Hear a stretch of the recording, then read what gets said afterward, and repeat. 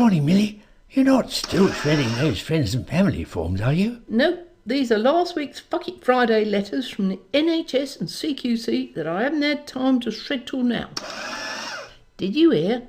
Seems Napoleon is thinking of volunteering to work at a vaccination centre. Really? Does he know they only pay £11 an hour for that? I've heard him say he doesn't get out of bed in the morning for less than £200 an hour. He told me he don't want to be paid nothing. That's the point of volunteering. The unions might have a problem with that. People working for nothing might be seen as the thin end of the wedge to them. I was reading the GDC is thinking of making it mandatory for practices to arrange unconscious bias awareness training for staff now. No, not more stupid courses. What's that then anyway? It's part of their equality, diversity and inclusivity programme, apparently. Supposed to make you realise whether you're biased against someone without being aware of it. What? You mean like Dr. Fideo telling me if I put Mrs. Scoggins in his book again, he'll strangle her? No, it's supposed to be more subtle than that. Anyway, I think Dr. Fideo is fully aware how he feels about Mrs. Scoggins. Is he in? Yep. Seemed a bit grumpy this morning, though. Kindly, and no sugar. Malcolm Gladwell, thank you very much. It's 12 minutes to 8 and time for Thought for the Day. The speaker... That was close. Nearly got patronised there. Hello, Rufus. Millie was saying she thought you were in a bad mood when you came in this morning. My computer seems to be suffering from the same thing that's blighting the whole bloody planet at the moment. Sorry, Rufus? It's got a virus or something. Bloody thing keeps crashing on me, and I've got all my treatment plans on it. I didn't think you bothered with treatment plans. Come on, Charlie, we all have to have written treatment plans now, even if it's only just a DO and a 4. It's called covering your back. Perhaps you've been scammed. You mean by one of those delightful people that tell me they're from my internet service provider and my broadband is going to be cut off in 24 hours if I don't speak to someone from their technical department? No chance of that. Funny thing is, turns out my internet connection never gets cut off, though. Have you been to any dodgy websites? You mean like the GDC? They're a pretty dodgy lot these days. Perhaps it was in an email. Suppose it could have been, but I never click on any links. You don't have to. It might have been a Trojan. Sorry? Cave Darneos et dollar ferentes. No, you've lost me completely, Charlie. Beware of Greeks bearing gifts. It's where you download something onto your computer only to find there's a nasty surprise inside. You know, Charlie, your parents must be really pleased they spent so much on your education. Dr. Fideo?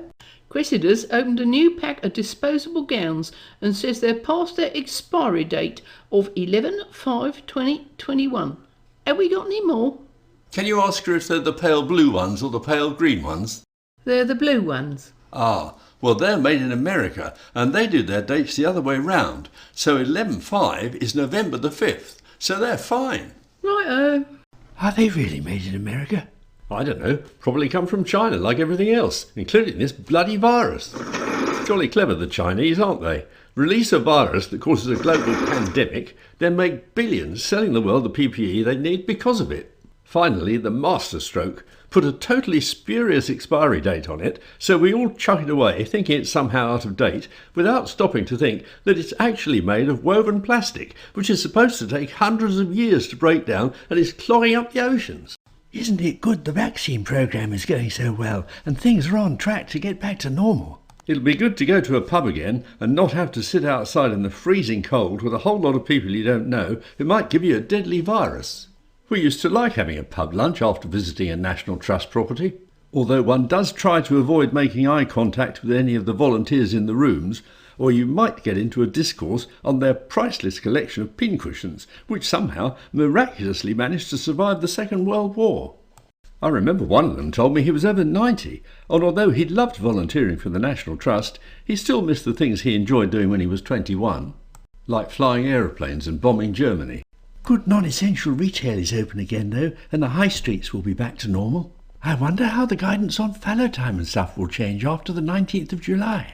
If it's left to the CQC and NHS England, nothing will change. No point waiting for another missive from the CDO, who's about as useful as a spare prick at a wedding. Even the BDA has given up on her and has gone over her head, writing directly to Sajid Javid. Millie was saying she thought you were thinking of helping out at a vaccination centre, Rufus. It did cross my mind to do my bit to help out. until I saw the ridiculous requirements you had to comply with first. Do you know, you have to do online courses in things like conflict resolution, for Christ's sake. I can see the relevance of some of them, but come on, recognising radicalisation just to give a fucking IM jab? Half my bloody ideas are intramuscular some days anyway. Have you been watching the Euros? No, not a fan of football. Shame Scotland were knocked out so early, though. Wee Nicky looked as if she'd swallowed a slug. To be dragged out of Europe against one's will once might seem like misfortune, but for it to happen twice looks like carelessness. Have you watched GB News? Not an auspicious start, was it? Picture quality was awful, sound almost non-existent, and the content very amateurish. I was hoping for it to be better than it's turned out so far. Got to have something to balance the unbearably woke BBC, which together with its obvious left-wing anti-Brexit bias has become almost unwatchable these days. Don't you watch the BBC now, then? I keep up with the news, but everything else seems to be home renovation, mind-numbingly awful game shows and cookery programmes, though those are pretty much all competitions now. Why does everything in life have to be a fucking competition? They used to show you how to actually cook stuff. Actually, the best line of any cookery programme was given by Johnny Craddock after Fanny had been showing us how to make donuts. At the end of the show, when he was always a little bit drunk, as he'd been in charge of the wine, he looked straight into the camera and said, "Well, good night, ladies and gentlemen. I hope you enjoyed the show, and I hope all your donuts look like Fanny's."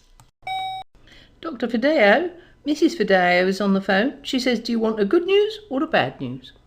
"Oh, go on. Tell her to give me the good news, Millie." She says to tell you the airbag in the new BMW works.